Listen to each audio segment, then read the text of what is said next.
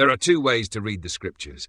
One is from the inside, from the perspective of the universe the prophets describe. You take what they say seriously, at least in some basic foundational sense.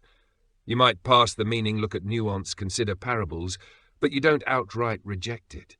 You don't say it's false or irrelevant or a fable. You affirm it. That's the in-universe perspective. The other way is the way of skepticism, the out-of-universe approach. You stand outside the narrative, you judge it on human terms, you question its origin, its authenticity, its prophetic nature. You scoff. You question whether a prophet really spoke these words. You put yourself in the camp of the infiltrators who were already inside the early church, undermining the apostles, questioning the authority of their testimony. That's the other side. Now Jude steps into this situation and points directly to Enoch.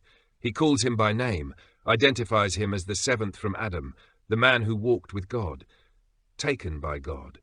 He cites the prophecy in Enoch 1:9 about the coming judgment, the removal of the godless, the blessings for the righteous. He underscores its authenticity, its antiquity, and he does it specifically against the people who are already questioning it, the infiltrators.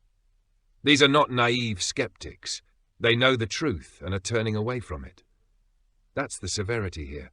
Peter picks this up and reinforces it. He says that when the apostles spoke about the power and coming of the Lord, they were not telling cleverly made-up stories. They were speaking truth. The line is drawn and it is sharp.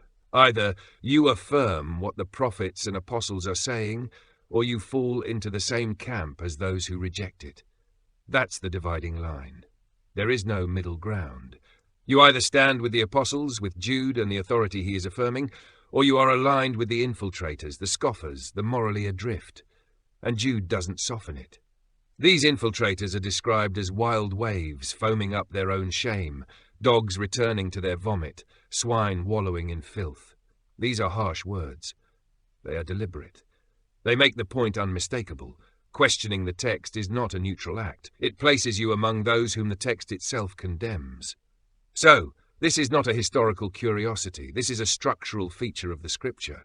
It exists to sort people, to force a choice.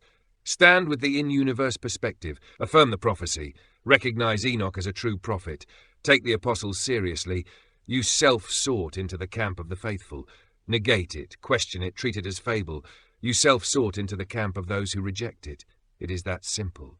That small seed of agreement, that tiny act of faith, changes everything.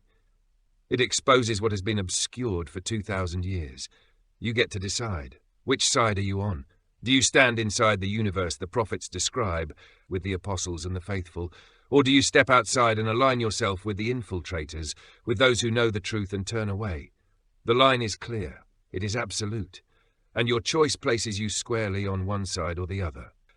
And that, fundamentally, is what the scriptures demand. One side or the other. No ambiguity, no compromise, just a choice.